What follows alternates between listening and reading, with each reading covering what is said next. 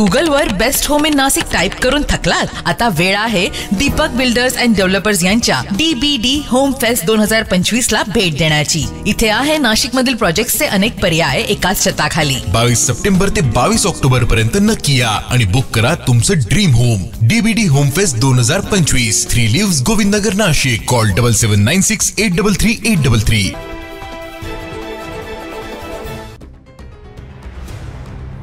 क्रीडा विश्वाला हादरवणारी एक धक्कादायक घटना समोर आली आहे। नाशिकच्या दिंडोरी तालुक्यातील खेडगाव येथील रहिवासी राष्ट्रीय तिरंदाज अर्जुन सोनवणे याचा राजस्थानच्या कोटा रेल्वे स्थानकावर दुर्दैवी मृत्यू झाला। अर्जुन हा आपल्या सहकाऱ्यांसोबत भटिंडा इथे एका स्पर्धेसाठी गेलेला होता। स्पर्धा झाल्यानंतर परत येत असताना झालेल्या रेल्वे अपघातात त्याचा मृत्यू झाला।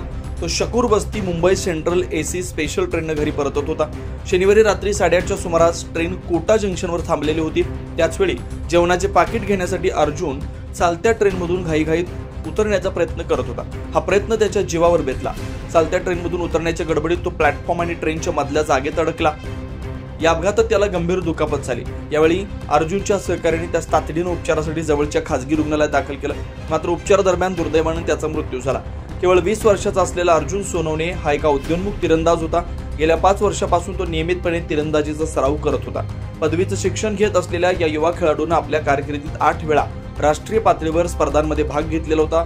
विशेष म्हणजे राज्य आणि राष्ट्रीय स्पर्धांमध्ये त्याने 8 सुवर्ण पदकं जिंकून आपल्या नावाचा डंका वाजवलेला होता। अर्जुनच्या निधनाच्या माहिती समोर येताच कुटुंबावर आणि खेडगाव परिसरात दुःखाचा डोंगर कोसळलाय। कायदेशीर प्रक्रिया पूर्ण झाल्यानंतर आणि शवविच्छेदनानंतर अर्जुनचा मृतदेह कुटुंबियांच्या ताब्यात देण्यात आला। एका कर्तृत्ववान खेळाडूचा अशा दुर्दैवी अपघातात अंत झाल्यानं हळहळ व्यक्त होते।